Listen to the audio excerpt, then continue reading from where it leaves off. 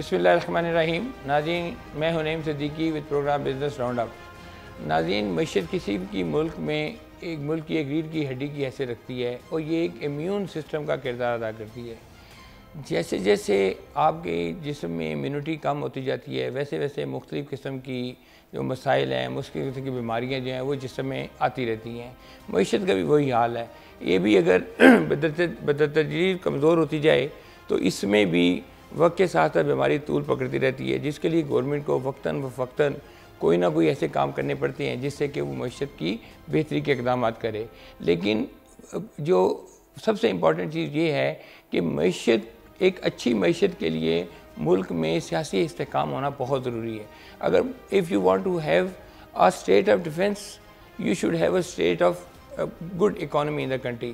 تو یعنی کہ اگر اچھا ڈیفینس چاہیے تو اچھی اکانومی چاہیے. 1945 کے بعد سیکنڈ ورلڈ وار کے بعد دنیا نے یہ سوچا کہ اکانومی جو ہے وہ بیٹر ڈیفینس ہے، بیٹر اسٹرینتھ ہے ملٹری کی جگہ. تو ہزاروں سالوں کی جنگیں لڑنے کے بعد دنیا کو اس بات کا احساس ہوا کہ نہیں، یہ جو عددی برتری ہے یا جنگی برتری جو ہے، اس سے بہتر ہے کہ ملک اکانومی طور پہ سٹرونگ ہو.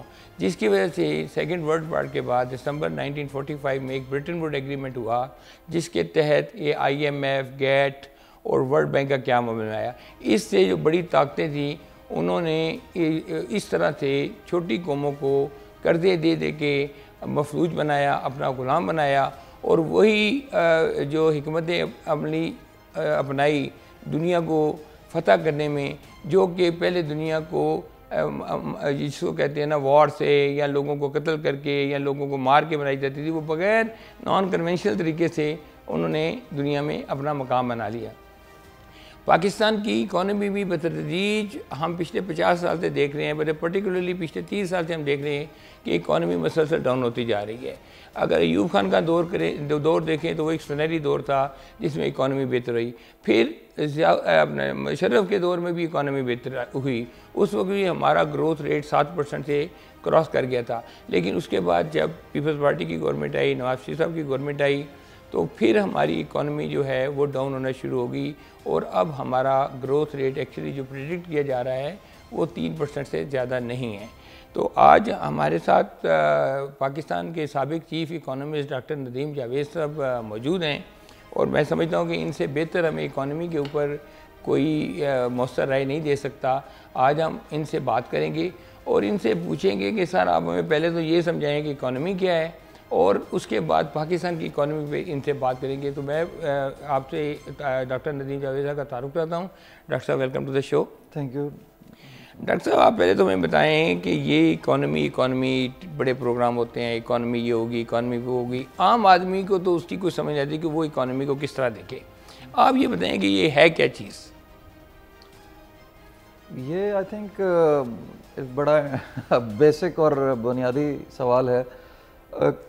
بیسیکلی معیشت جو ہے وہ ہم تمام لوگ مل کے اس کو بناتے ہیں. جی بالکل. اور تمام لوگ اسے اپنا لائیولیہڈ، جس کو ہم اپنا رزق کہہ لیں، جس کو آپ امپلائمنٹ کہہ لیں، ٹھیک ہے، وہ اس سے حاصل کرتے ہیں. جی بالکل. تو on a macro level is the aggregation of جو ہم انڈیویجولز مل کے کوئی بھی معاشی ایکٹیویٹی کوئی بھی پرفارم کر رہے ہیں، تو یہ اس کا سب کو جب سم اپ کر لیں تو اس کا یہ نتیجہ ہے. مطلب کسی بھی ملک کے جو بنیادی وسائل ہیں جو زمین کے اندر ہیں یا زمین کے باہر ہیں، جیسے منرلز ہے، آئل اینڈ گیس ہے، لائف سٹاکس ہے، فارسٹری ہے، ایگریکلچر ہے، سن لائٹ ہے، سی ہے، یہ ساری چیزیں جو ہیں یہ آپ کی اکنامک کنڈیشن کو شو کرتی ہیں. میں وہی بتاتا ہوں کہ ایک میکرو اکنامک انوائرمنٹ ہوتا ہے.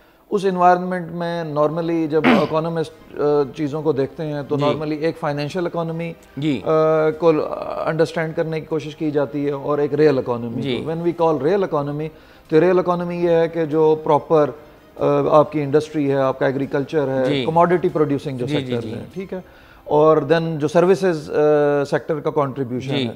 فائنینشیل اکانومی میں صرف اس کا فائنینشیل کمپوننٹ دیکھا جاتا ہے کہ ان ساری ایکٹیویٹیز کو فائنینس کرنے کے لیے جو آپ کو آئل چاہیے، ٹھیک ہے، جسٹ لائک کسی انجن میں آئل ہوتا ہے تو money in circulation is just like an oil, ٹھیک ہے. اس کی جو مینجمنٹ ہے، آپ کا بینکنگ سسٹم، آپ کا انشورنس کا نظام، آپ کا اسٹاک ایکسچینج، یہ تمام جو انسٹیٹیوشن وہ کیسے مل کے فرکشن لیس انوائرمنٹ پرووائڈ کر رہے ہیں ان لوگوں کو جو اس ملک میں انویسٹ کرنا چاہتے ہیں یا اس اکانومی میں انویسٹ کرنا چاہتے ہیں، یا ان لوگوں کو جن کے پاس یہ سرمایہ کیپٹل جو ہے وہ اضافی موجود ہے اور وہ اس سے کچھ یہ نہیں ان کو اندازہ کہ ہمیں کیا کرنا ہے، یا ان کے پاس اتنی کم مقدار میں موجود ہے کہ اس سے وہ کچھ نہیں کر سکتے ہیں، تو وہ ریسورسز آپ کا فائنینشیل سسٹم کیسے پول کر کے گورنمنٹ کو یا پرائیویٹ سیکٹر کو مہیا کر رہا ہے، جس کی مدد سے وہ مختلف قسم کی اکنامک ایکٹیویٹیز جو ہے وہ اس سے جنریٹ ہوتی ہیں اور سٹارٹ ہوتی ہیں۔ ڈاکٹر صاحب، جیسے میں نے ابھی پہلے اپنے ابتدائیے میں بھی کہا کہ دنیا اتنا ہزاروں سال لڑتی رہی اور military was considered as a power of any government اور اینی کنٹری، اور یہ جو بعد میں لوگوں نے سوچا کہ جی معیشت میں زیادہ طاقت ہے، تو یہ جو برٹن ووڈ ایگریمنٹ ہوا اور اس میں یہ جو گیٹ، ورلڈ بینک اور IMF کے یہ جو محکمے آئے، اور پھر انہوں نے جس طرح آگے دنیا کو لون دیا اور خاص طور پہ تھرڈ ورلڈ کنٹری کو انہوں نے اپنا اسیر بنا لیا، تو آپ کیا سمجھتے ہیں یہ ایک ان کی پالیسی تھی، ان کی حکمت عملی تھی، اور کیا انہوں نے یہ سب کچھ سوچ سمجھ کے کیا؟ دیکھیں، مختلف قسم کی جو رائے ہیں وہ ایگزسٹ کرتی ہیں انٹرنیشنل جو لٹریچر ہے اس میں، تو آبویسلی جب کلونیل پیریڈ ختم ہو رہا تھا، جو کہ کلونیل ریجیم میں باقاعدہ مختلف جو پاورز تھیں وہ آ کر کے 3-4 آپ کو میجر 5 بڑی پاورز ملتی ہیں جنہوں نے کولونلائز کیا مختلف دنیا کے حصوں کو، تو انہوں نے وہاں پر ایکسٹریکٹیو انسٹیٹیوشنز دیے، اور ان کا بنیادی جو مقصد تھا وہ یہی تھا کہ ریسورسز کو وہاں سے کھینچا جائے اور ان ریسورسز کی مدد سے اپنے جو ممالک تھے ان کو فردر ڈیولپ کیا جائے۔ تو ایک سٹیج پہ جا کر کے جب ورلڈ وار سیکنڈ کے بعد یہ ممکن نہیں رہا کہ ان کولونیل جو سسٹمز تھے ان کو اسی طرح رکھی جائے، اس کے اوپر گرپ رکھی جائے، تو پھر دین یہ ایک نیا نظام، نیو ورلڈ آرڈر جو تھا، new economic world order, new economic, جی ہاں، تو اس میں بنیادی طور پہ تو دیکھیں یہ سارے ادارے آپ کو مختلف انداز میں سہولت اور جو ہے ہیلپ آؤٹ کرنے کے لیے ڈیزائن ہوئے، ٹھیک ہے، اور ایسا بھی نہیں آپ کہہ سکتے کہ جی ان کا مقصد اسی کلونیل جو لیگیسی تھی اسی کو ہی بیسیکلی مینٹین کرنا تھا۔ بہت سارے کنٹریز آپ کو نیولی انڈسٹریلائز اکانومیز کا ایکسپیرینس سے یہ بہت واضح ہوتا ہے کہ جن کنٹریز نے پراپرلی انڈیجنس ایفرٹ کی اور ان اداروں پہ زیادہ عرصے کے لیے ڈیپینڈنٹ نہیں رہے، تو انہوں نے نہ صرف یہ کہ پاورٹی سے بھی جان چھڑائی اور اپنے ہاں اسی طرح کے انسٹیٹیوشنز کریٹ کیے جو کہ فرسٹ ورلڈ میں تھے، اور آج ان کنٹریز کی جو شہری ہیں وہ آلموسٹ اسی کوالٹی کی لائف انجوائے کر رہے ہیں جو آپ کو فرسٹ ورلڈ کے لوگوں کے ہاں نظر آتی ہے، یورپ میں، امریکہ میں، ویسٹرن سوسائٹی، یعنی کہ جن ملکوں نے اپنے انڈیجنس ریسورسز کو پراپرلی یوٹیلائز کیا انہوں نے ترقی کی۔ جی اچھا، جب ہم ایک کتاب آئی تھی کنفیشن آف اکنامک ہٹ مین، جب آپ اس کو دیکھتے ہیں تو وہ یہ بتاتی ہے کہ کیسے ان بڑی پاورز نے چھوٹے ملکوں کو اپنے گرپ میں لینے کے لیے ان کو قرضے دیے، قرضے دینے کے ساتھ وہاں پہ اپنے بندے اپوائنٹ کرائے، وہاں پہ کانٹریکٹ جتنے تھے وہ خود اپنے ملک کی کمپنیوں کو دیے، اور آلموسٹ 50% سے زیادہ جو انویسٹمنٹ تھی وہ وہاں سے نکال کے لے گئے۔ تو کیا یہ ایک معاشی ٹیررزم میں نہیں آتی یہ بات؟ نہیں، دیکھیں آپ کہہ سکتے ہیں، لیکن میں وہی آپ کو یہ ایگزامپل دے رہا ہوں کہ کیا یہی ساری جو آپ نے سٹیپ وائز سیکوینس بتایا، ٹھیک ہے، کیا یہ سب کچھ اپلائی کوریا پہ نہیں ہوا؟ کیا یہ سنگاپور پہ نہیں ہوا؟ کیا یہ جو آپ کے ملیشیا ہے، ٹھیک ہے، ان کا، تو یہ ساری چیزیں ایگزسٹ کرتی تھیں، بٹ دیکھیں یہ تو آپ کے ہاں جو لوگ اس نظام کو چلا رہے ہیں، تو کیا یہ ان کی کوالیفیکیشن اور ان کی اس پہ ایک کوشچن مارک نہیں ہے کہ why they could not manage to get all these obstacles and all these impediments and they can give what the Korean leadership has given to there. ابھی بھی کوریا میں اگر آپ دیکھیں تو 30,000 سے زیادہ یو ایس کی جو ٹروپس ہیں وہ وہاں موجود ہیں. ٹھیک ہے. ٹھیک ہے. نارتھ کوریا کی تھریٹ وہاں پہ بھی موجود ہے. وہاں ڈیفینس کا ان کو کوئی خرچہ نہیں ہے نا جی. نہیں, ڈیفینس کا ان کا آئی تھنک ہم سے بھی جب وہ پے کرتے ہیں, جو ایگریمنٹ انہوں نے چائنا سوری امریکہ کے ساتھ کیا ہوا ہے, it's not free of charge. ٹھیک ہے. تو آئی مین یہ تو دیکھیں آپ نے اسٹریٹجائز کرنا ہے, یہ خطرات ہمیشہ موجود رہیں گے. ٹھیک ہے. انہی خطرات میں سے آپ نے راستہ نکالنا ہے اور اپنی قوم کو ایک بہتر مستقبل دینے کے لیے ایفرٹ کرنی ہے. ٹھیک ہے. تو وہ جو انڈسٹریلائزیشن اور پاورٹی ریڈکشن کی ٹیکنیکس وہاں پہ فالو کی گئیں, تو کیا وہ ہمارے ہاں نہیں فالو کی گئیں؟ بالکل. کیا وہ ہمارے ہاں جو لیڈرشپ تھی اس نے ڈفرینٹ, آئی مین آپ 60s 70s کو دیکھیں تو that's called as green revolution, بڑا گولڈن ایرا ہمارا کہلاتا ہے. میں اسی طرف آ رہا ہوں سر. میں یہ کہتا ہوں پاکستان بنا تو پاکستان کے پاس صرف 3 کارخانے تھے, اونلی 3. ہمارے پاس کوئی سیکریٹریٹ نہیں تھا, ہمارے پاس تنخواہوں کے پیسے نہیں تھے, لیکن اس کے باوجود جو ہمارے انیشلی جو یہاں پہ لوگ تھے جن میں قائد اعظم لیاقت علی خان اور جو ہماری بیوروکریسی تھی بڑی اس وقت آنیسٹ تھی, انہوں نے بڑی محنت کی. اور ایوب خان کے دور تک ہم دیکھتے ہیں جیسے جس کا گرین ریولوشن کا آپ نے نام دیا, انڈسٹری نے بڑی ترقی کی. ایسا کیا ہوا کہ جب اس وقت ہمارا 5 ایئرز پلان ملیشیا نے بھی لیا, کوریا نے بھی لیا, یو اے ای میں, سعودی عرب میں ایئر لائنوں کو ہم نے اسپانسر کیا, اس کے بعد انڈسٹریل ڈیولپمنٹ بینک بنا, ایگریکلچر ڈیولپمنٹ بینک بنا, وابڈا بنا. ٹھیک ہے. اتنے بڑے بڑے منصوبے ہم نے کیے.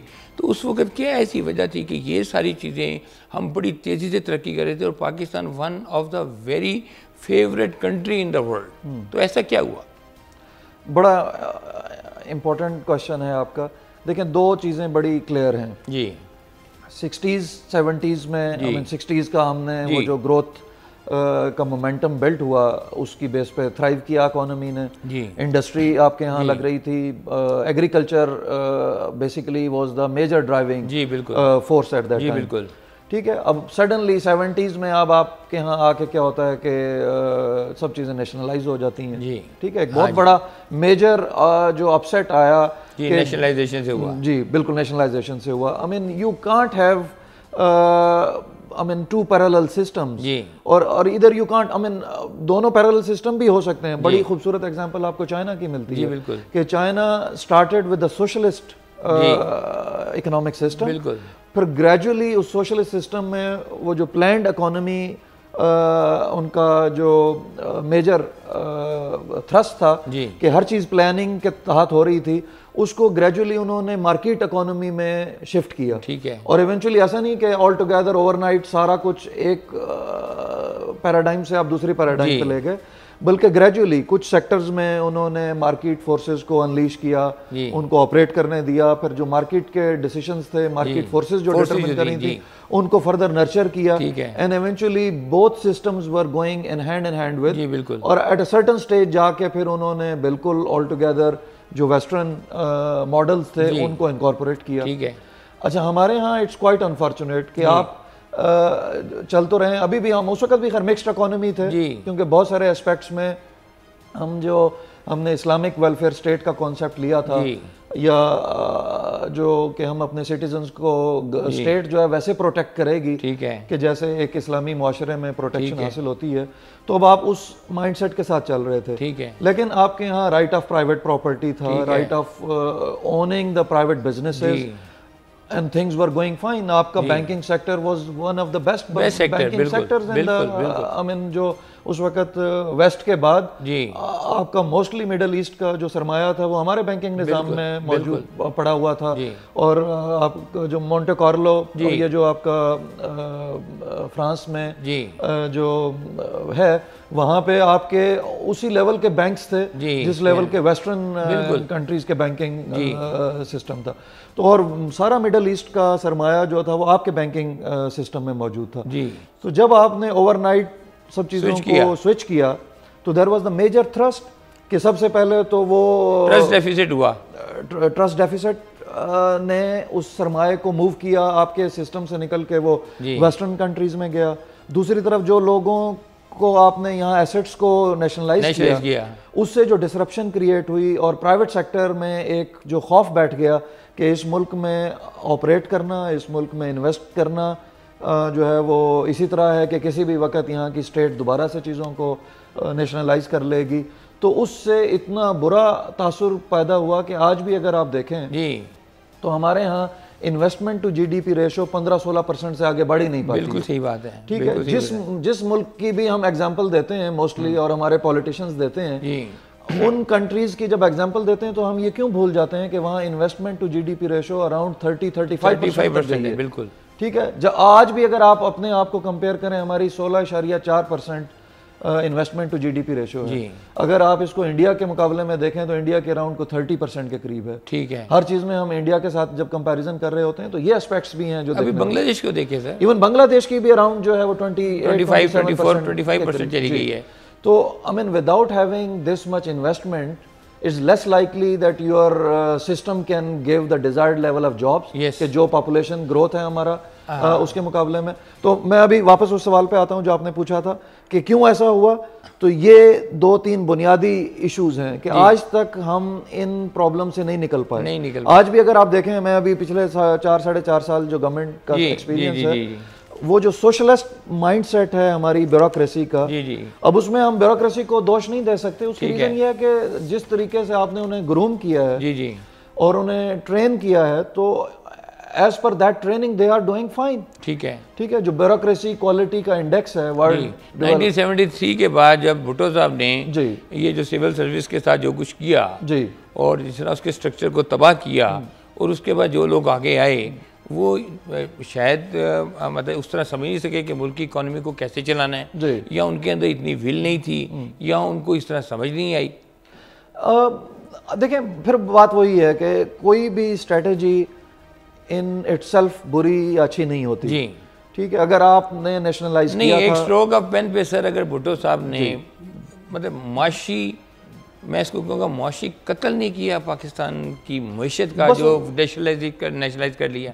دیکھیں یہ پاپولسٹ پالیٹکس تھی. اچھا, اور وہ اس کی کیا وجوہات ہیں اگر آپ دیکھیں, پھر وہی بات آئے گی کہ جو دوسرا بڑا فیکٹر میں آپ کو بتانے والا تھا کہ ان تمام فیکٹرز کے ساتھ, ٹھیک ہے, کہ آپ نے یہاں نیشنلائز ہو گیا, اس کی وجہ سے انویسٹمنٹ کرٹیل ہو گئی. تیسرے نمبر پہ جو میجر بڑا فیکٹر آپ کو نظر آتا ہے, جو ڈیفائننگ فیکٹر ہے, وہ پولیٹیکل سٹیبلٹی ہے. اگر آپ چائنا, کوریا, ملیشیا, جاپان, تو ان سب کنٹریز میں آپ ایون تھائی لینڈ سر 20 سال 15 سال جو ہے وہ ایک ہی جو ہے وہ پارٹی کو, ایک ہی حکمران کو. ویتنام کی مثال آپ کے سامنے ہے سر. ویتنام میں اگر آپ دیکھ لیں ابھی, حالانکہ یہ تو بڑا لیٹ انڈسٹریلائزڈ اکانومیز میں آتا ہے, $225 بلین کی ایکسپورٹ ہے سر. تو اب یہاں سب سے بڑا جو کروشل فیکٹر ہے وہ پولیٹیکل سٹیبلٹی. ٹھیک ہے. اب پولیٹیکل سٹیبلٹی ہمارے ہاں کیوں نہیں آ سکی, اس کے پیچھے بہت سارے فیکٹرز ہیں, یو نو اٹ ویل, وہ ہمارا سبجیکٹ نہیں ہے ورنہ ہم اس پہ بھی بات کرتے. تو اب جب پولیٹیکل سٹیبلٹی کو انشور کرنے کے لیے politicians need some, you can say that some slogan اور سم کائنڈ آف تھنگز جس سے پولیٹیکلی آرٹیکولیشن پبلک میں کریٹ کی جا سکے. تو ایٹ دیٹ ٹائم بھٹو صاحب کو یہ لگا کہ I think that's the best way کہ پبلک کو اگر آپ نے انگیج کرنا ہے تو یہ پاپولر پالیٹکس ہے کہ ہم سوشلسٹ جو نظام تھا اس کی, کیونکہ ایک گونج ایگزسٹ کرتی تھی ورلڈ میں, ٹھیک ہے, اور آپ نے جو انٹرنیشنل پالیٹکس بھی جو اس وقت چل رہی تھی, کولڈ وار تھی ویسٹ اور جو آپ کی رشیا کے درمیان, ٹھیک ہے, تو اس کا ایڈوانٹیج لینے کے لیے انہوں نے یہ ایک پاپولر پالیٹکس کے طور پہ اس کو یوز کیا. بٹ انفارچونیٹلی اس سے جو very bases and fundamentals of the economy, those got shaked in a way کہ آج تک اس کی جو وہ ریپل افیکٹ ہے, جی بالکل, ہم اس سے چھٹکارا نہیں پا سکتے. اچھا سر, جب آپ اپنے پیئر کنٹریز کو یا جیو پولیٹیکل کو اکنامک طریقے سے دیکھتے ہیں, تو ہمارے یہاں یہ جو سینٹرل ایشین اسٹیٹس آتی ہیں, ہمارے یہاں انڈیا آتا ہے, بنگلہ دیش آتا ہے, ایران آتا ہے, اور یہ نیبر کنٹریز آتے ہیں, یہ سارے گرو کر رہے ہیں. ایون میں نے سینٹرل ایشیا کو دیکھا ہے, وہ اتنے رچ ہو گئے ہیں, اتنا گرو کر رہے ہیں, ہم نے ان میں سے کسی سے کچھ نہیں سیکھا.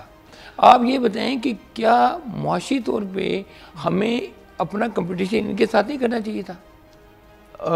تھوڑا سا میں یہاں ذرا فیکٹس کو کریکٹ کروں گا کہ دیکھیں گرو تو پوری ورلڈ اکانومی کر رہی ہے اور انفارچونیٹلی پاکستان یا ہم اپنے بارے میں کچھ زیادہ ہی نیگیٹو سوچتے ہیں اور زیادہ نیگیٹیوٹی کے ساتھ چیزوں کو دیکھتے ہیں. اتنے برے حالات نہیں ہیں جب ہم اپنی گروتھ کو کمپیئر کرتے ہیں with the rest of the other peer countries. تو وی ہیو ڈن فائن. بہت اچھے ایپیسوڈز بھی آئے ہیں ہمارے ہاں جس میں کہ گروتھ جو تھی وہ آپ کی 7-8-9% پہ بھی گئی ہے. نہیں جو ٹھیک ہے اب آپ اس کو کہیں گے کہ کنزمپشن لیڈ ایرا تھا. نہیں مشرف کے زمانے میں دیکھیں کنزمپشن لیڈ ایرا تھا وہ, انڈسٹریل لیڈ ایرا نہیں تھا وہ. نہیں دیکھیں پھر وہی چیز آ جاتی ہے کہ چیزیں ان ٹینڈم بہت کم ہوتا ہے کہ اکنامکس میں یا اکانومی میں چیزیں ان ٹینڈم گرو کریں. ٹھیک ہے, there are always leads and lags. اور یہیں اکنامک جو آپ کی مینجمنٹ ہے اور جو آپ کی ٹیم ہوتی ہے اکنامک مینجمنٹ کی, ان کا کمال ہوتا ہے کہ وہ پہلے سے فورسی کریں کہ کیا ایسپیکٹس ہیں اکانومی کے جو اس وقت اس طرح سے جا رہی ہیں, تو کن پالیسیز کو اس وقت امپروو کرنے سے ہم فردر نرچر کر سکتے ہیں اس گروتھ کو. اچھا سر, آپ جیسے انٹیلیجنٹ لوگ جو ہیں, جو اکانومسٹ آپ ہیں, اس وقت ایڈوائزری کونسل بھی بنی ہوئی ہے, اس سے پہلے بھی بہت لوگ ہیں, نام میں نہیں لینا چاہتا ان کے, جو بڑے بڑے اکانومسٹ اس ملک میں آئے, مشرف صاحب کے دور میں بھی آئے, اس سے پہلے بھی, اس سے بعد میں بھی آئے. 2003 میں پاکستان کی جو ایکسپورٹ تھی وہ تقریباً $7-8 بلین تھی. بنگلہ دیش کی ایکسپورٹ جو تھی وہ $5.5 بلین تھی. ویتنام کی ایکسپورٹ $8.5 بلین تھی. آپ نے ابھی بات کی کہ ہم بہت برے نہیں ہیں. آج بنگلہ دیش کی ایکسپورٹ $40 بلین پہ, ویتنام کی ایکسپورٹ $225 بلین پہ ہے.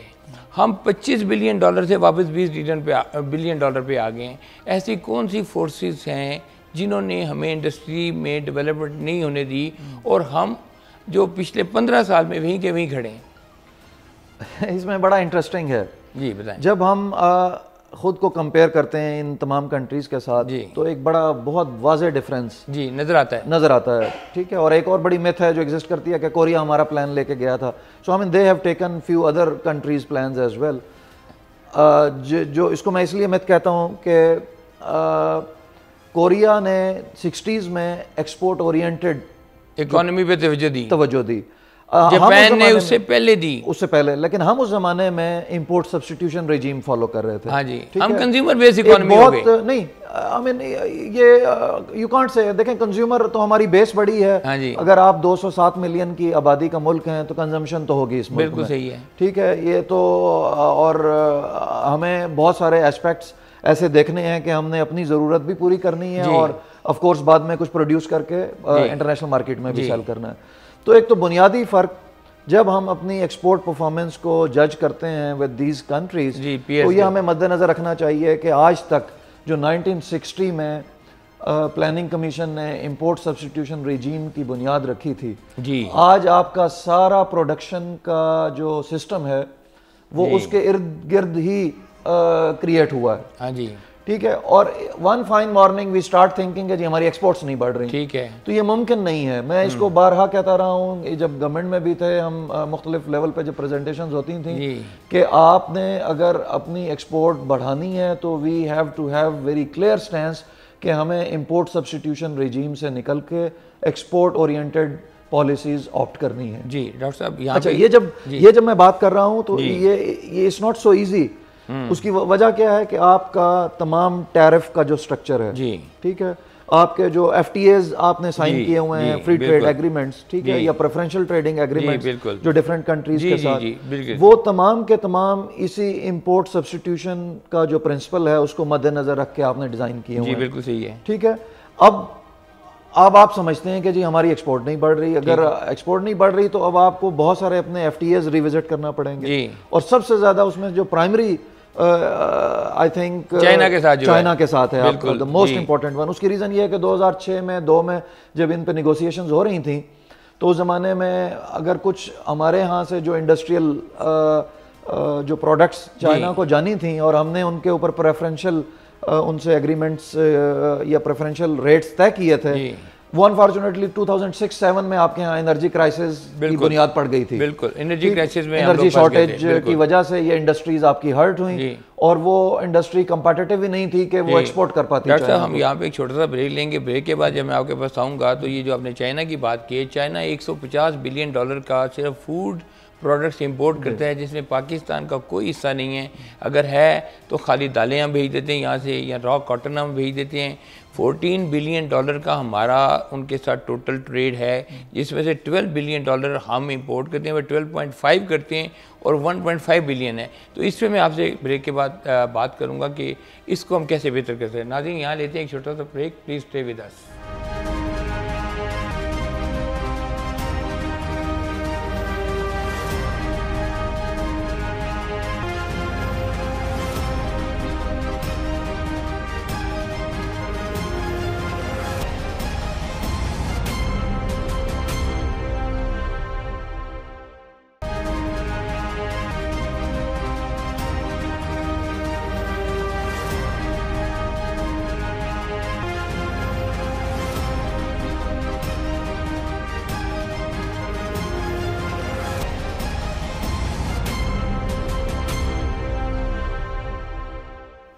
ویلکم بیک ناظرین. جی ڈاکٹر صاحب آپ سے بات ہو رہی تھی چائنا کے FTA کی. تو یہ جن لوگوں نے FTA کیا تھا, کیا ان کو پتہ نہیں تھا ہم پاکستان کے مفاد میں FTA کر رہے ہیں کہ نہیں کر رہے ہیں؟ یہ جو اتنی ہمارا $14 بلین کی جو ٹریڈ ہے اس میں ہمارا شیئر تو 5% بھی نہیں ہے. ہاں نہیں دیکھیں, جو چائنا نے ہمارے ساتھ نیگوشیٹ کی لائنز, ٹیرف لائنز, جی اس میں they were able to exploit 57% of those lines. جی اور انفارچونیٹلی پاکستان نے جو کنسیشنز لی تھیں جن ٹیرف لائنز میں, ہم اس کا 5% بھی نہیں کر پائے. ٹھیک ہے. لیکن اس میں جو ہماری ایکسپرٹس کے ساتھ ministry of commerce and trade اور ان کے ساتھ جو بات ہوتی رہی ہے, اس میں ون شوڈ ناٹ سے کہ جی یہ کوئی بہت بیڈلی ڈیزائنڈ FTA تھا. انفارچونیٹلی جس زمانے میں FTA نیگوشیٹ ہو رہا تھا, نو بڈی ہیز فورسین کہ انرجی کرائسس جو ہے وہ بالکل is on our doorsteps and it's going to have problem. تو ہمارا 1980 سے ایسے ہی چل رہا ہے. ہماری انسٹال کیپیسٹی جو ہے وہ 30,000 میگا واٹ ہے. صدیقی صاحب اتنے برے حالات نہیں تھے کہ آپ کے یہاں نہ گیس رہے گی, نہ آپ کے یہاں بجلی ہوگی, نہ انڈسٹری جو ہے وہ کیسے تھرائیو کرے. آپ کا میجر انپٹ ہے. آج ہم بیٹھے ہیں 2018 میں دنیا گلوبل ولیج بن گئی ہے, نالج اکانومی ترقی کر گئی ہے. ہم وہیں کے وہیں ہیں, گھر میں گیس نہیں آتی ہے, گھر میں بجلی نہیں آتی ہے, پانی کی کمی ہے. ہم آج بھی پتھر کے دور کی باتیں کر رہے ہیں اور آپ کہہ رہے ہیں کہ جناب اتنے برے حالات نہیں تھے. اگر اتنے برے حالات نہیں تھے تو پچھلی جو 2 گورنمنٹیں گزری ہیں ان کے دور میں کوئی انڈسٹریل ریولوشن نہیں انہوں نے کیا, کوئی انڈسٹریل گروتھ نہیں ہوئی. وہ دیکھیں انڈسٹریل ریولوشن تو ہو نہیں سکتا تھا جب آپ کے یہاں میجر انپٹ انڈسٹری کا وہ الیکٹریسٹی ہے. جی ٹھیک ہے. ٹھیک ہے. دوسرے نمبر پہ آپ کی جو ہماری بہت ساری لو ویلیو ایڈڈ ایکسپورٹس ہیں, جی وہ زیادہ تر تھرائیو کرتی تھیں کنونشنل ایکسپورٹ, لو کاسٹ جو آپ کا گیس کا کمپوننٹ, ٹھیک ہے, آپ نے زیادہ تر یہی پرووائڈ کی ہوئی تھی. تو یہ دونوں چیزیں جب اویلیبل ہی نہیں تھیں سسٹم میں, so how come you could, آپ کی تو جو آلریڈی ایگزسٹنگ انڈسٹریل بیس تھی وہ ایروڈ کر رہی تھی. ٹھیک ہے. ٹھیک ہے, اس کو پروٹیکٹ کرنا was the major challenge rather than to create some new industry. تو یہ آئی تھنک میجر. کیا ہمارے ملک میں گیس کے ذخائر کم ہیں؟ کیا ہمارے پاس اتنے, آپ نے وہ جو IPPs کے ساتھ ایگریمنٹ کیے ہیں, آپ نے, ہمارے پاس ٹوپوگرافی ملک کی ایسی ہے کہ آپ 28,000 اسکوائر فٹ سے لے کے 0 لیول تک آپ کی گراؤنڈ ہے, وہاں آپ جگہ جگہ سٹوریج کر سکتے تھے پانی کا, جگہ جگہ بجلی پیدا کر سکتے تھے. کیوں نہیں ایسے چھوٹے منصوبوں پہ عمل کیا گیا؟ جیسے آپ باہر جاتے ہیں, امریکہ میں جاتے ہیں, یورپ میں جاتے ہیں, ہر قصبے میں بلکہ ہر ٹاؤن میں وہاں پہ آپ کو ایک بڑے بڑے جو ہے واٹر پول ملتے ہیں, یا لوگوں نے پانی کو اکٹھا کیا ہوا ہے, نیچرل طریقے سے پانی کو پریزرو کیا ہوا ہے. پھر آپ کا سوات سے لے کے نیچے تک اتنا ایریا ہے جہاں آپ جگہ جگہ 200 mega what, 500 mega what, 1000 mega what کے یونٹ لگا سکتے ہیں. نہیں دیکھیں, کہنا تو یہ چیزیں بہت آسان ہیں. ابھی میں آپ کو بتا رہا ہوں کہ جو پچھلے سیٹ اپ, پچھلے گورنمنٹ میں 10-11 ہزار میگا واٹ کے لیے جتنی ایفرٹ ہوئی ہے, جی, تو یو کوڈ امیجن کہ یہ لانے کے لیے لیکن مہنگی بجلی لی ہے نا سر. اس بجلی کا کیا فائدہ جو اتنی مہنگی ہوگی؟ نہیں دیکھیں یہ تو ایک چیز اویلیبل ہی نہیں ہے, آپ نو اس کو انشور کرنا was the major I think concern. باقی اب آپ کہیں کہ اس کی جو پرائسنگ ہے I don't think so it's at par with the rest of the world. جو دیکھیں جو پرابلمز ہیں وہ ہمارے فیول مکس سے پرابلم سٹارٹ ہوا تھا. آپ کا 38% Reliance was on furnace oil. ٹھیک ہے, ابھی اس کو جب تک آپ اپنے فیول مکس کو امپروو نہیں کرتے ہیں, اور اس کے بعد جو ابھی آپ کو پر یونٹ کاسٹ جو ہمیں زیادہ لگتی ہے, اس میں جب یہ آپ سارا پلفریج, لائن لاسز, تھیفٹ, یہ سب کچھ ڈالتے ہیں تو تب یہ پرائس یہاں پہ پہنچتی ہے. تو یہ جب تک آپ انرجی سیکٹر کی governance is the most important thing.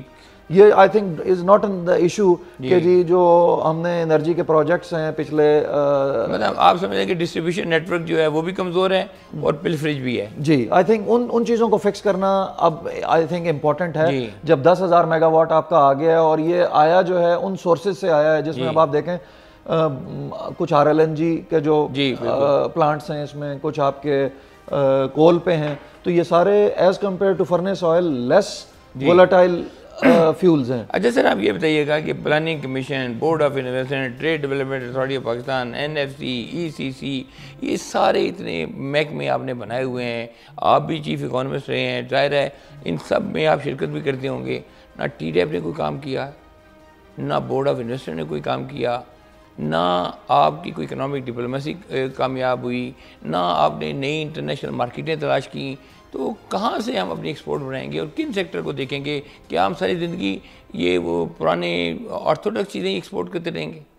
نہیں, آئی تھنک بڑا امپورٹنٹ کوشچن ہے کہ یہ انسٹیٹیوشن سارے ایگزسٹ کرتے ہیں. جی ٹھیک ہے, لیکن سب سے بڑا جو پرابلم ہے وہ آپ کا اس وقت دو کنسرنز ہیں جو میں سمجھتا ہوں بڑے امپورٹنٹ ہیں. جی, ان اداروں کی کیپیسٹی. ٹھیک ہے, وہ ایک سیریس بندوں کی کیپیسٹی جو اس کو ایڈ کرتے ہیں, political appointment. when I'm saying capacity تو this goes all along. ٹھیک ہے, کہ وہ HR سے لے کر کے آپ کے جو rules, regulation, procedures, I mean with 21st century کی اکانومی کو آپ 1970 1960 کے انسٹیٹیوشنل فریم ورک اور ارینجمنٹ سے نہیں چلا سکتے. ٹھیک ہے, میں اب آپ کو ایک ایگزامپل میں اپنے پلاننگ کمیشن کی دیتا ہوں, جہاں آئی واز جہاں ہم اس کیپیسٹی میں بھی تھے کہ کچھ اس اسپیکٹ پہ بھی کام کر سکیں اپارٹ فرام پالیسی سائڈ. دیکھیں ایون 2000 میں اگر آپ دیکھیں تو ہارڈلی 200 ارب روپے کا آپ کا پبلک سیکٹر ڈیولپمنٹ پروگرام ہوتا تھا, 200-300 ارب ڈال. ٹھیک ہے, over the next 15 years PSDP کا سائز بڑھ کے کوئی اراؤنڈ 1 ٹریلین 800 ارب سے 1 ٹریلین کے قریب چلا گیا. ٹھیک ہے, اس آرگنائزیشن میں جو گیون اسٹرینگتھ ہے HR کی وہ وہی ہے جو 1980 میں ٹھیک ہے آپ نے دی تھی. ان جو سیکشنز ہمارے پاس ایگزسٹ کرتے تھے ان کی جو جاب ڈسکرپشنز ہیں وہ وہی ہیں جو 1980 میں آپ نے دی تھیں, یا 70 میں آپ نے ڈاکٹر محبوب الحق نے جو لاسٹ ٹائم پہ اس کو ریسٹرکچر کیا تھا, اس کے بعد اس میں کوئی میجر چینج نہیں آیا. ٹھیک ہے, تو اس ایسپیکٹ کے ساتھ how come you can manage the 21st century economy. Doctor صاحب اچھا, یہ پرابلم جو میں نے آپ کو بھی ہائی لائٹ کیا, یہ پرابلم ایگزسٹ کرتا ہے آل along your, یعنی کہ شروع سے چلتا آ رہا ہے. نہیں دیکھیں, with the passage of time آپ کو ضرورت ہوتی ہے آپ ان کی کیپیسٹی کو انہینس کریں. HR جو ہے اس میں فریش بلڈ لے کے آئیں. ہمارے ہاں وہ ریسرچ اینڈ ڈیولپمنٹ کا ایریا آپ کا بڑا نگلیکٹڈ ہے, وہ نگلیکٹڈ ہے. ٹھیک ہے, اب ہم آپ کے ہاں دو چیزیں سب سے جو زیادہ ہیمپر کر رہی ہیں کہ وہ جو پروموشن بیسڈ کرائٹیریا ہے کہ نمبر آف ایئرز پورے ہوں گے تو بڑی امپورٹنٹ بات کی آپ نے. بالکل, اب وہ لوگ جو جاب میں ایک دفعہ آ گئے اینڈ دے نو کہ جی ہمیں گریڈ 20 5 سال بعد ہمارا گریڈ آگے جانے ہی جانا ہے. ٹھیک ہے, اور ہم نے یہ گریڈز لینے ہیں. کمپیٹنسی, دیر از نو اکاؤنٹیبلٹی کہ ان کی کوئی جو پروفیشنل کمپیٹنس ہے اس کو ٹائم ٹو ٹائم اس کو ایویلیویٹ کیا جائے, اس کو انہینس کرنے کی ٹریننگز ہیں کچھ. جی بالکل, لیکن وہ ٹریننگز جو ہیں وہ کمپیٹنس بیسڈ جو فنکشنل کمپیٹنس ہے اس سے زیادہ وہ ان کی ایک جنرل جو مینجمنٹ کی ٹریننگز ہوتی ہیں وہ اس پہ زیادہ ایمفیسس ہوتا ہے. جی بالکل.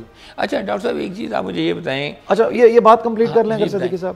دوسرا جو اسپیکٹ ہے کہ آپ نے 2010 میں جو 18th امینڈمنٹ کی, ہاں جی بالکل, اور بہت سارے ٹھیک ہے بہت سارے سبجیکٹس آپ نے ڈیوالو کر دیے. اچھا, اب ایک سیریس پرابلم ہے اس وقت بالکل کہ ایگریکلچر, جی بہت سارے جو ادارے فیڈرل گورنمنٹ کے ہیں اب وہ ان کا ڈومین نہیں ہے. وہ ادارے ایگزسٹ کرتے ہیں ابھی بھی, ہیلتھ ہے, ایجوکیشن ہے, ایگریکلچر ہے, بلکہ ریونیو بھی چلا گیا اور ان کے پاس نہ ہی تو ریکوائرڈ لیول کے بجٹس ہیں, بالکل, نہ ریکوائرڈ لیول کی اٹونومی ہے آپریٹ کرنے کی. بالکل صحیح ہے. اچھا, دوسری طرف جہاں آپ نے وہ سبجیکٹ ڈیوالو کر کے جن کی ذمہ داری بنائی ہے پروونشل گورنمنٹس کی, وہاں required institutional structures are entirely missing. بالکل, اگر ہیں تو وہاں پہ بھی وہی پرابلم آ گیا کہ وہ جس لیول کی کیپیسٹی ہونی چاہیے تھی وہ نہیں آ سکی. ٹھیک ہے, اب یہاں ایک بڑا پرابلم آ گیا کہ ایک تو ان ایریاز میں کوئی کنسالیڈیٹڈ پالیسی ایگزسٹ ہی نہیں کرتی ہے. ٹھیک ہے, ہم نے ایک دفعہ 2016 میں نے ایک ریویو کیا اور وہ ایک سمری ہم لے کر گئے پرائم منسٹر کو, ہم نے اس پہ اپرائز کیا. اس وقت 26 پالیسیز پاکستان کی 2016 میں جو ٹائم ٹو ٹائم اپروو ہوئی تھیں وہ ایگزسٹ کرتی تھیں. And you will be amazed to know کہ ان 26 میں سے ہارڈلی 6 پالیسیز ایسی تھیں جو 2006 کے بعد اپروو ہوئی تھیں. باقی سب 2006 2002 سے پرانی پالیسیز تھیں. سو ہم نے کہا کہ جی ان پالیسیز کا ریویو کی ضرورت ہے, اور کچھ نئی policies like population policy exist ہی نہیں کرتی تھی, لینڈ یوز کی پالیسی ابھی بھی آج بھی اس ملک میں ایگزسٹ نہیں کرتی ہے. آپ کی واٹر پالیسی ابھی جاتے ہوئے گورنمنٹ دے کر کے گئی جس پہ کنسنسس بلڈ کرنا واز این اپ ہل ٹاسک, اور میں سرتاج عزیز صاحب کا اس میں بہت کنٹریبیوشن ہے جس طریقے سے انہوں نے چیزوں کو آخری وقت میں کنسولیڈیٹ کیا اور وہ واٹر چارٹر چاروں پروونشل گورنمنٹ سے سائن کرایا. تو اب نہ ہی آپ کے ہاں پالیسی فریم ورک اتنا اپ ٹو ڈیٹ ہے, نہ آپ کے ہاں ادارے جس لیول کی کیپیسٹی ہونی چاہیے وہ ہیں, اور جو آپ نے امینڈمنٹ کی 18th امینڈمنٹ اس کے اراؤنڈ جو انسٹیٹیوشنل انفراسٹرکچر بلڈ ہونا چاہیے تھا وہ بھی نہیں ہوا. تو اب آپ how come you could expect کہ جی آپ کے ہاں انڈسٹریلائزیشن نہیں ہو رہا, آپ کے ہاں investment to G D P ratio اس لیول پہ نہیں ہے جو ہمارے پیئر کنٹریز میں ہے, یا جو ہمارے اکنامک پرابلمز ہیں. اور تیسرا بڑا پرابلم جو آپ نے ذکر کیا کہ جی کیا ہمیں پتہ نہیں تھا کہ بجلی گیس نہیں ہوگی. جس ملک میں سینسس آج سے 10 12 15 سال پہلے ڈیو تھا اور آپ نے نہیں کرایا, ساری پلاننگ آپ کے ملک میں 200 ملین کی پاپولیشن کے اراؤنڈ بلڈ ہوئی تھی. ہر چیز میں جب بھی ہم کوئی پلان کرتے تھے تو یہ لیا جاتا تھا کہ ہماری پاپولیشن ملک کی 200 ملین ہے. ون فائن نائٹ آپ کا سینسس کا رزلٹ آیا اور ہمیں پتہ چلا کہ نہیں, آبادی تو اس ملک کی 207 ملین ہے, بڑھ گئی ہے. تو 7 ملین ایڈیشنل پاپولیشن جس کو آپ کا جو سسٹم تھا وہ ریکگنائز ہی نہیں کر رہا تھا, وہ اوور نائٹ انکریز کر گیا, اور آپ کی جی ڈی پی کو نیچے لے گی. Of course per capita G D P نیچے جائے گی, اور اس کی وجہ سے جو بیسک امینٹیز ہیں شہروں میں اس پہ جو پریشر ہے کہ آپ کو گیس کا لوڈ نہیں مل رہا, اربنائزیشن جو شروع ہو گئی. اب اربنائزیشن ہے لیکن ابھی بھی ہمارا ڈیٹا ریفلیکٹ نہیں کر رہا. اس کی ریزن یہ ہے کہ آپ نے جو اربن باؤنڈریز 70s کی ڈیفائن کی ہوئی ہیں آپ ان کو دوبارہ ری ڈیفائن نہیں کر رہے ہیں. اچھا سر, ہم ایک ایگریکلچر کنٹری تھے شروع سے, بہترین لینڈ ہے, فرٹائل لینڈ ہے, لیکن ہم نے وقت کے ساتھ ساتھ ایگریکلچر اس وقت اکانومی کا 18% ہے, اور اس کے اوپر 43% آف دا پاپولیشن اس کے ساتھ انوالو ہے.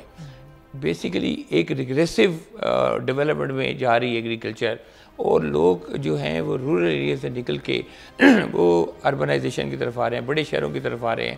تو ہم ایک بہت بڑی اپرچونٹی کو نیگلیکٹ نہیں کر رہے اگر ہم اسی اربن ایریاز میں کوئی ڈیولپمنٹ پروگرام شروع کریں, لوگوں کو وہاں پہ انڈسٹری لگا کے دیں, وہ وہاں پہ کام کریں. دیکھیں اسی آئی تھنک یہ بھی چائنا کے ساتھ جو لانگ ٹرم پلان ہے سی پیک کا, اس میں بھی ایسپیکٹ کافی حد تک ایڈریس ہوا ہے کہ rural enterprise is the best way. وہ کہتے ہیں کہ ڈونٹ لیو دا ولیج, بالکل ٹھیک ہے, بلکہ you have to create the jobs in the village. ٹھیک ہے, لیکن اس کے باوجود آف کورس ایک یہ فینومینا ہے اینڈ ورلڈ اوور ہے کہ جب بھی ایک فیملی کی انکم ایک خاص لیول سے زیادہ جاتی ہے تو اس میں ٹینڈنسی ہوتی ہے کہ آپ بڑے شہر میں یا قریب کے پیریفری سے نکل کے, وہ سہولیات نہیں ہے نا, وہ سہولتیں اور بچوں کی ایجوکیشن یہ سارے کنسرن ہوتے ہیں. تو اگر یہ بنیادی سہولتیں along with some rural enterprise, cottage industry جس کو کہ ہم کہتے ہیں, جو ہماری ٹیکسٹائل ہے یہ رورل ایریاز میں لگ سکتی ہے نا سر؟ نہیں, I think it's very difficult کہ کاٹیج انڈسٹری وہ ہوتی ہے کہ جو ٹیکسٹائل کو نہیں آپ موو کر سکتے. ابھی وہ تو دیکھیں نا, وہ آپریٹ کرتی ہے ایگلومریشن کا کانسیپٹ ہوتا ہے کلسٹرز کا, کہ وہ کراچی میں بن گیا, ایک فیصل آباد میں بن گیا. تو ابھی یہی آپ کے 2 میجر ٹیکسٹائل کے کلسٹرز ہیں, بلکہ بہت سارا بزنس کراچی سے تو جب لا اینڈ آرڈر کی سچویشن وہاں شفٹ ہو گیا، وہاں سے شفٹ ہوا ہے، ناٹ اونلی ٹو فیصل آباد بلکہ بہت سارا بزنس بنگلہ دیش اور بالکل یہ سوال میں نے آپ سے کرنا ہے کہ پاکستان دیکھیں اس وقت آپ کی جو گنے کی فصل ہے وہ بڑی پانی بہت زیادہ لیتی ہے اور it is not good feasible for the land. ہم نے اس علاقے میں جا کے گنا لگانا شروع کر دیا جہاں پہ کاٹن ہوتا تھا آپ کا. اور آپ دیکھیں کہ ہم خود we are killing our self. تو یہ کیا جاتی نہیں ہے؟ نہیں دیکھیں یہی تو پاسٹ کی پالیسیز ہیں جو جنہوں نے ڈسٹورشنز کریٹ کی کہ ایک طرف آپ کا جو کاٹن کی جو بیلز تھیں وہ کوئی 10 ملین 12 ملین کے اراؤنڈ. ہاں جی ایک زمانے میں ہم گئے ہیں، ہم نے 14 بھی کراس کیا، پھر ہم 8 پہ آ گئے. ٹھیک ہے. اور پھر وہ جو اس پہ پنک بال وارم اٹیک جب ہوا لاسٹ 2-3 سالوں میں اس کی جو پروڈکٹیوٹی تھی وہ اس لیول پہ نہیں جا سکی جو آپ نے ٹارگٹ اچیو کیا تھا. جبکہ ہمارے نیبر میں انڈیا اور جو دوسرے کنٹریز ہیں ان کے ہاں یہی آلموسٹ انہوں نے اپنا جو کاٹن کی پروڈکشن ہے وہ 60-70% سے بڑھائی ہے. دیکھیں یہ ازبکستان ہے دنیا کا 4th largest producer of cotton ہو گیا ہے جی، اور ایکسپورٹ کر رہا ہے. تو بنگلہ دیش ایک بیل بھی نہیں پروڈیوس کرتا کاٹن کی، اس کی ایکسپورٹ دیکھیں $25 بلین کی ہے جی. تو لیکن اب دیکھیں وہی پرابلم ہے نا کہ یہ ڈسٹورشن جو کریٹ ہوئی ہوئی ہے سسٹم میں. آپ کیا سمجھتے ہیں کہ کنسسٹنٹ پالیسیز کا فقدان ہے؟ کیا ایسی پالیسیز گورنمنٹ کو رکھنی چاہیے؟ ہر روز ایک نئی، ابھی ایک منی بجٹ اس مہینے آ رہا ہے، ابھی ایک منی بجٹ 2 مہینے پہلے آیا ہے. کوئی سرمایہ دار، کوئی بزنس مین، کوئی بندہ جو ہے نا اس کو سمجھ ہی نہیں آ رہی کہ ملک کس طرف جا رہا ہے. کوئی پالیسی سمجھ میں نہیں آ رہی. آپ پہلے ہی پری ایمپٹ کر دیتے ہو ہم یہ کرنے والے ہیں. IMF کے لیے آپ دیکھیں ابھی ہم نے پری ایمپٹ کر دیا. گیس دیکھیں یہ آپ کا CPI انڈیکس 6.05% پہ پہنچ گیا 3.75% سے. گیس ایگزیکٹلی 1 سال کے بعد ڈاکٹر صاحب میں آپ کو مطلب آپ کی نظر کے لیے بتانا چاہ رہا ہوں کہ 1 سال کے اندر گیس کی ویلیو جو ہے 85% انکریز ہو گئی ہے. گھروں کے بل اس مہینے پچھلے سال کے مقابلے میں ڈبل آئے ہیں. تو ایز آف ڈوئنگ بزنس کہاں ہے؟ کیسے چلے گا یہ سب کچھ؟ نہیں اب دیکھیں وہی تو کریٹ کرنا ہے کہ آپ کا ایک میکرو انوائرمنٹ جی ٹھیک ہے جس میں کہ یہ روبسٹ پالیسی فریم ورک ہو. آپ ٹرانزیکشن بائی ٹرانزیکشن ECC میں نہ لے کر کے جائیں. یہ پرابلم ہمارا جو ہے وہ ڈیکیڈز اولڈ ہے اور it applies to all governments. میں یہ نہیں کہتا کہ جی کوئی XYZ، تمام governments whenever they are in office ٹھیک ہے جب اپوزیشن میں ہوتے ہیں تو یہ بات کرتے ہیں کہ جی وہ انہوں نے تباہ کر دیا، یہ کر دیا. ECC is the major bottleneck کہ جب آپ کے ہاں پالیسی فریم ورک ایگزسٹ نہیں کر رہے ہوتے تو پھر آپ ٹرانزیکشن بائی ٹرانزیکشن ڈیسیژن دے رہے ہوتے ہیں کہ اچھا یہ کر لیں یہ نہ کریں. شارٹ ٹرم اپروچ ہوتی ہے. تو first of all you need ایک روبسٹ پالیسی فریم ورک اور اس کے ساتھ دین ایک کلیئرٹی، ایک ویژن کے ساتھ آپ لے کر کے چلیں کہ ہم نے کرنا کیا ہے. ٹھیک ہے اگر ہم نے ایکسپورٹ اورینٹڈ ہونا ہے تو آپ ایکسپورٹ اورینٹڈ ریجیم کے لیے جو ریکوائرڈ پیرافرنیلیا اور انسٹیٹیوشنل ارینجمنٹ چاہیے وہ آپ آپٹ کریں. اس کے لیے آپ کو آل ٹوگیدر اپنا ٹیرف ریجیم، اپنا ٹیکسیشن سٹرکچر وہ سب بدلنا پڑے گا. ٹھیک ہے. اور اگر آپ کہتے ہیں کہ جی نہیں ہم نے امپورٹ سبسٹیٹیوشن ہی کرنا ہے، اپنی اکانومی کو پروٹیکٹ کرنا ہے اور اپنی جو ضروری ہماری ضروریات ہیں وہ ہم نے خود سے ڈومیسٹکلی پروڈیوس کرنی ہے اور ایکسپورٹ بس اسی طرح رہے کہ یہ 8-10% جو ہے وہ اینولی اگر گرو کر جائے تو یہ بھی بڑی بات ہے. 13% اس وقت آپ انڈسٹریل آپ کا 13% GDP ہو گیا انڈسٹری. جی لیکن اب دیر از اے پاسبلٹی کہ یہ جو 10,000 میگا واٹ 11,000 آپ نے ایڈ کی ہے کیپیسٹی اس سے اب انڈسٹری جو ہے وہ اس کا لیوریج لے گی. لیکن اس کے ساتھ انڈسٹری کو ایک کنڈیوسو میکرو اکنامک انوائرمنٹ چاہیے جس میں کہ آپ کے یہاں جو ٹیکسیشن ہے for most issue is taxation اور دوسرے نمبر پہ آپ کے ہاں انڈسٹری کو جو بہت سارے پرابلمز ہیں کہ کوئی 35 سے 36 ڈپارٹمنٹ ہیں جو انڈسٹری کے پیچھے لگے ہوئے ہیں وہ انڈسٹری کو طریقے سے ٹھیک ہے. تو وہاں آپ نے وہی سوشلسٹ مائنڈ سیٹ کی میں بات کر رہا ہوں.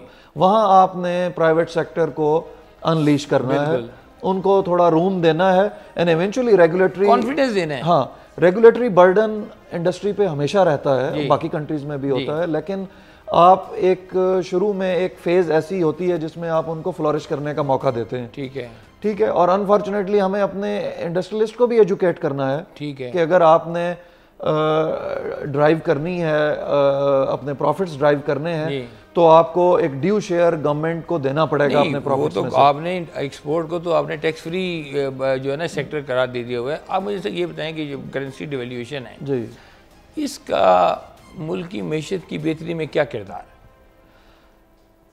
جبکہ پاکستان جو ہے وہ بیسیکلی امپورٹ بیس ایکسپورٹ پہ ڈیپینڈ کرتا ہے، یعنی کہ ہمارا 35% را مٹیریل جو ہے وہ ہم امپورٹڈ ہے جی، تو ہمیں تو کوئی فائدہ نہیں ہے اس میں۔ اپارٹ فرام دس صدیقی صاحب کہ آپ امپورٹ ایکسپورٹ وہ فنڈامنٹلز اپنی جگہ پہ، لیکن ایک کرنسی کا اپنا ایک فنڈامنٹل اسٹرینتھ ہے جو ہے لیول ہوتا ہے جس پہ آپ اس کو کہ how much your currency can buy, ٹھیک ہے، in terms of foreign basket of goods, ٹھیک ہے، اور پھر فورن کو جب کنورٹ کر کے آپ لے کر کے آتے ہیں تو یہ ان دونوں کا پھر جب vis-a-vis demand and supply آپ کا ریٹ ڈٹرمن ہو رہا ہوتا ہے، تو ہماری تو ڈیمانڈ ہے ہی نہیں ورلڈ میں اتنی زیادہ، نہیں وہ نہیں ہے، لیکن دوسری طرف آپ کے ہاں جو امپورٹ بل آپ کا تیزی سے شوٹ کیا پچھلے چند سالوں میں، اور اس میں وہ آپ نے خود بھی کہا کہ کنزمپشن لیڈ تھی growth, and eventually it was consumption lead.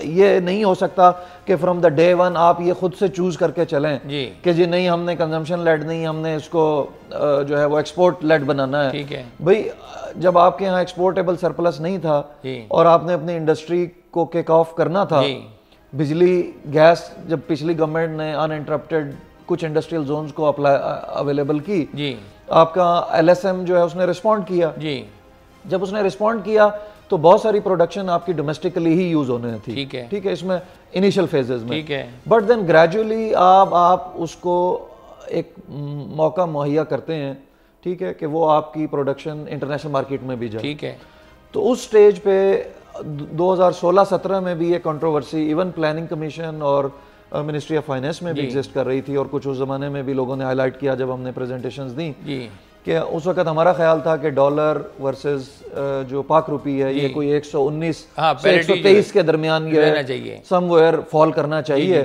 لیکن ڈار صاحب کا ویو ڈیفرنٹ تھا یا ان کی ٹیم کا، they were of the view کہ کنٹری میں ایکسپورٹیبل سرپلس نہیں ہے، بالکل، نمبر 1، نمبر 2 پروڈکشن کو کک آف کرنے کے لیے جو ریکوائرڈ امپیوٹس چاہیے فرام انرجی سیکٹر وہ بھی اویلیبل نہیں ہے، تو why to make our imports expensive and export less expensive keeping in view کہ ہم ایکسپورٹ کر نہیں پائیں گے۔ یہ بات صحیح ہے نا، یا تو آپ کے پاس اتنا سرپلس اسٹف پڑا ہو کہ جو آپ نے بیچنا چاہیے تو آپ کرنسی ڈی ویلیو کر دیں، جب آپ کے پاس ایکسپورٹ سرپلس ہی نہیں ہے اور آپ کنزیومر لیڈ اکانومی میں جا رہے ہیں تو کیا ضرورت ہے کہ اتنی زیادہ کرنسی ڈیویلیوشن کرنے کی؟ تو اس وقت یہی ڈسکشنز ہوئیں، اور then as a strategy this was opted کہ جی اس کو تھوڑا پرولونگ کیا جائے، ہولڈ کیا جائے گا، ٹھیک ہے، تو انٹل دین وہ 2-3 چینجز آئیں، فائنینس منسٹری میں بھی چینج آ گئی اور گورنر اسٹیٹ بینک بھی اسی زمانے میں چینج ہوئے، تو وہ some how that strategy could not be continued۔ اور انٹرم گورنمنٹ نے آگے سارا کام جو ہے نا، پھر انٹرم گورنمنٹ نے بھی اس میں اپنا ایک سٹینس تھوڑا چینج کیا، تو بٹ یہ دیکھیں یہ ٹیکنیکل کریکشن یا جو ایکسچینج ریٹ ابھی جہاں ہم پہنچے ہیں یہ ہونا تھی، اس کو آپ اوائڈ نہیں کر سکتے، آپ اس کو ڈیلے کر سکتے تھے، ٹھیک ہے، لیکن جو بیسٹ وے تھا اس کو کرنے کا دیر واز کہ اس کو آپ سٹیگر کرتے اور over a period of 3 to 7 months gradually اس کو کیا جاتا، سو دیٹ ابھی کیا ہو رہا ہے، ابھی میری پچھلے دنوں ایک کراچی میں بہت سارے ایکسپورٹر کمیونٹی تھی، ان سے ایک جگہ ڈنر تھا، تو وہاں پریزیڈنٹ صاحب بھی آئے ہوئے تھے پاکستان کے، انہوں نے انوگریٹ کیا ایک ایونٹ، تو وہاں پہ لوگوں کے یہی کنسرن تھے۔ اب میں نے جب ان سے ڈسکشن ہو رہی تھی تو انہوں نے کہا کہ جی دیکھیں اس وقت جو فورن ہمارا بائر ہے ہی از آسکنگ کہ جی اس ڈی ویلیویشن کا فائدہ آپ مجھے کتنا دے رہے ہیں، ٹھیک ہے، اور ہارڈلی ہوتے ہی ایسے ہے سر، یہ ہم نے اور ہارڈلی وہ کہتے ہیں کہ جی کوئی فائدہ نہیں ہوتا، ہاں آلموسٹ وہ کہتے ہیں کہ بڑی بات ہوگی کہ 50% گین بھی اس ڈی ویلیویشن نہیں ہوتا سر، لوکل ایکسپورٹر کو ملے۔ یہ گراؤنڈ ریئلٹی ہے سر، یہی سمجھانے والی بات ہے گورنمنٹ کو کہ جب آپ ڈی ویلیویشن کرتے ہیں آپ کا انٹرنیشنل بائر آپ سے اسی وقت پرائز ایڈجسٹ کر لیتا ہے۔ اچھا سر آپ اب اس کانٹیکسٹ میں آئی تھنک اب تو جو ہو گیا سو ہو گیا، now I think the best approach is کہ اس کو آپ فردر جو ہے وہ ڈیپریشیٹ ہونے سے کنٹین کریں، روکنا چاہیے، اور دین ٹو ہیو اور دوسرا بڑا جو پرابلم ہے ڈالر پہ پریشر کیوں ہے یہ رہے گا جب تک you are not going to have this clarity whether you are going to approach I M F for the bailout. اچھا آئی ایم ایف کی ہم بات کرتے ہیں سر, آپ مجھے یہ بتائیں کہ ہماری $85 بلین کا ٹرن اوور ہے, یعنی کہ 22 بلین ہماری ایکسپورٹ ہے, 61 بلین ہماری امپورٹ ہے. اس میں یہ $2-4 بلین کی جو ہم بات کر رہے ہیں, جو ہمارے فرینڈس کنٹریز نے ہمیں دیا ہے, 8% پہ ہم چائنا سے 2 billion, 8% is a heel of interest which جو بورو کرتے ہیں آپ, اور آئی ایم ایف تو 1% 2% پہ دیتا ہے. تو آئی ایم ایف میں جانے میں ہم نے اتنی دیر کیوں کی ہے؟ اور دوسرا ابھی ہمیں $4 بلین کا فائن ہو گیا ہے ریکارڈنگز کیس میں, تو کیسے گورنمنٹ اس کو جو ہے اینٹیسپیٹ کرے گی؟ 4 بلین والا تو I think that's not correct news. اچھا, اس کو آئی تھنک کوئی ریبٹ کیا ہے, وہ کہہ رہے ہیں کوئی 4 ملین ہے یا 400 ملین ہے, اس کو بھی کریکٹ کیا جا رہا ہے. What's ever but that is it. But I M F کے بارے میں بتائیں. ہاں, اس پہ آئی تھنک دیکھیں دو چیزیں ہیں جو ہماری گراس فائنینسنگ نیڈز تھیں, that was quite high. ٹھیک ہے. And the reason was آپ کے ہاں بہت زیادہ امپورٹڈ جو اکوپمنٹ آیا ہے انرجی سیکٹر میں, جو آپ کے پلانٹس لگ رہے تھے, آپ نے اپنی پروڈکٹیو کیپیسٹی بلڈ کی ہے فیوچر کی, تو کرنٹ اکاؤنٹ میں یہ پرابلم آیا. And this was envisaged, I mean it was known to the government officials and to the government a priori. ایسا نہیں ہے کہ کوئی یہ ایک سڈن جو ہے نا رائز تھی. اچھا, اس کے لیے گورنمنٹ نے اپنے جو یوزول میتھڈز ہوتے ہیں گراس فائنینسنگ نیڈس کو میٹ کرنے کے لیے, وہ سارے کیک آف کیے ہوئے تھے. اس میں آف کورس آپ اپنے اوپن مارکیٹ سے بھی بورو کرنے کا آپشن ہوتا ہے, فرینڈلی کنٹریز سے بھی آپ ہیلپ سیک کرتے ہیں, اور ایز اے لاسٹ ریزارٹ کے طور پہ جب پرابلم ان دونوں ایشوز سے جتنا سیٹل ہو جائے وہ کرنے کے بعد باقی کا جو ہے وہ آپ پھر آئی ایم ایف کو اپروچ کرتے ہیں. یہ بڑا امپورٹنٹ کویشچن ہے, اس کو کنکلوڈ کر لینا. ٹھیک ہے, تو آپ پھر آئی ایم ایف کو سیک کرتے ہیں. تو انفارچونیٹلی ہمارا جو فائنینسنگ نیڈس تھی دوز ور سو ہائی کہ صرف آپ اگر آئی ایم ایف کو اپروچ کرتے تو شاید پرابلم ریزالو نہیں ہو سکتا تھا. اس کی ریزن یہ ہے کہ وہاں ایک سرٹن کوٹا ہوتا ہے جو فکس ہے, اس سے بیونڈ جانے کے لیے you need lot of support, کیونکہ وہاں ووٹنگ کے تھرو آپ کو وہ جو ہے وہ ہیلپ ملتی ہے. تو اگر آپ کو جب وہ ممبر کنٹریز ووٹ کرتے ہیں اور آپ کا کوٹا سے آپ 2 گنا یا 3 گنا زیادہ ان سے فائنینسنگ مانگ رہے ہوں تو دیٹ بیکمز پرابلمٹک. تو اس لیے ان کنٹریز سے اور اوپن مارکیٹ سے بوروئنگ کی آپشن ابھی جو پینڈا بانڈ کے لیے جا رہے ہیں, پینڈا بانڈ کے لیے جا رہے ہیں, کچھ ہم نے یورپ میں کچھ بانڈ, تو یہ ساری چیزیں ان پروسیس تھیں, ان پہ ڈسکشنز آلریڈی ہو رہی تھیں.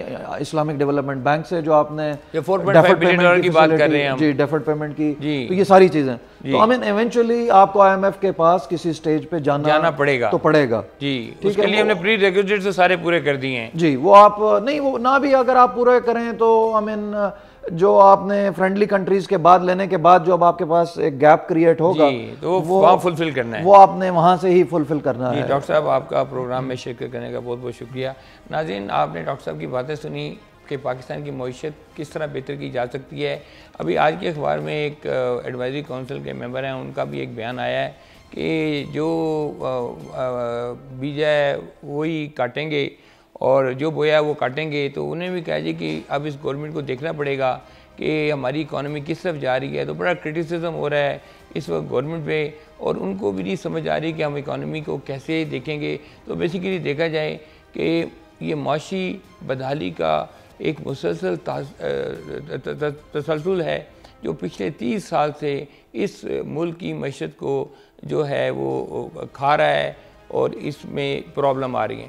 ہم دعا کرتے ہیں اور خواہش کرتے ہیں کہ گورنمنٹ ایسی پالیسی بنائے, ایسے لوگوں کو آگے لے کے آئے, ڈپارٹمنٹ کو ایکٹیویٹ کرے, اور ڈپارٹمنٹ میں ایسے لوگ لے کے آئے جو واقعی ملک کی معیشت کی بہتری کے لیے کچھ کرنا چاہیں گے. اس وجہ سے ڈاکٹر صاحب نے کہا ہے کہ اگر ہم نے یہ سوچنا ہے کہ ہم نے کنزیومر ڈیولپمنٹ کی طرف جانا ہے اور ہم نے ایکسپورٹ کی طرف توجہ نہیں دینی, تو پھر ہمیں یہ دیکھنا پڑے گا کہ ہم انڈیجنس طور پہ کیا کر سکتے ہیں.